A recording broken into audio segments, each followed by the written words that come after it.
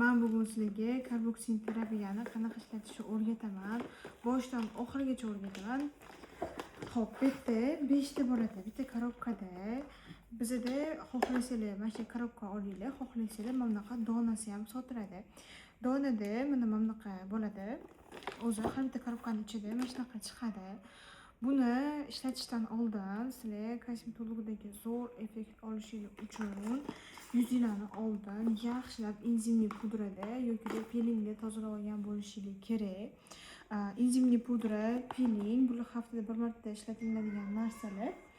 Yuzinglarni yaxshilab tozalab, cheska qilib, o'lik terilarni olib tashlab, mana bunday poralarni tozalaysizlar.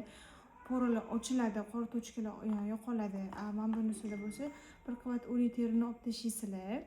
Ana o'shanda yuzinglar cheska bo'ladi. Ketidan karboksin terapiya ishlatasizlar.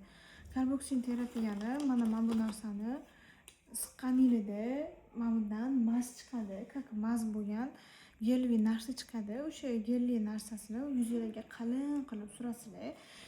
Bo'yinga ham surasizlar. Bo'yinga tushgan chiziqlarni ham yo'qotadi bu karboksin terapiya. Yuzdagi sepkillarni yo'qotadi, dog'larni, poralarni zo'r qisqartirib beradi, ugurlarni yo'qotib beradi, ajinlar, yuzdagi osilishlar, lifting effekt hammasiga aynan mana shu narsa zo'r ishlaydi. Xohlasanglar agar dona sotib olsanglar, biz ham bunaqa maskasi bilan qo'shib beramiz. Pochkada o'z maskasi 5 ta chiqadi. Xo'p, keyin mana bunaqa bo'yinga mana alohida maskasi chiqadi, yuzga alohida maskasi chiqadi. Yuzga, bo'yinga mana bu narsani qalin qilib surib turib, keyin shunday yuzni ochasizlar-da. Anaqa yuzimiz maskasini ochasizlar, yuzga yopishtirasizlar. Yopishtirgandan keyin bir-biriga reaksiyaga kirishib, chirs-chirs qilgan ovoz eshitiladi. Chirs tilida achishadi. Bu normal holat. Chidaysizlar, achitsa ham, bo'lsa ham chidaysizlar.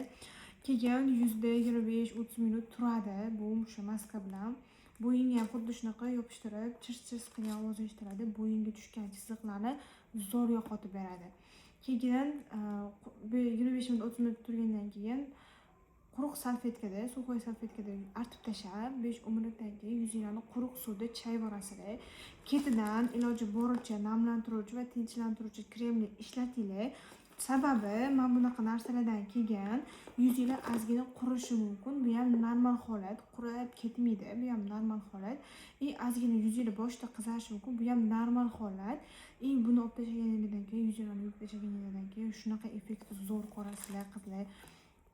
Yuzinglar silliq bo'lib, poralar qisqarib, shunday oppoq bo'lib, sepkillar ham ocharib, dog'lar ham ocharganini, o'sha yuzingizda lifting effekt tortilish his qilasizlar. Xolos, hamma narsaga karboksin terapiya zo'r ishlaydi.